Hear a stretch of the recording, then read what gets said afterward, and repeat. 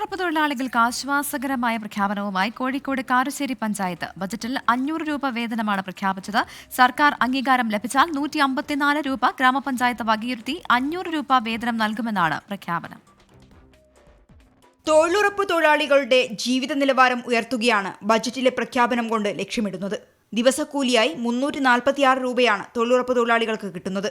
സർക്കാർ അംഗീകാരം ലഭിച്ചാൽ 154 രൂപ ഗ്രാമപഞ്ചായത്ത് വകയിരുത്തി 500 രൂപ വേതനം നൽകുമെന്നാണ് ബജറ്റിലെ പ്രഖ്യാപനം.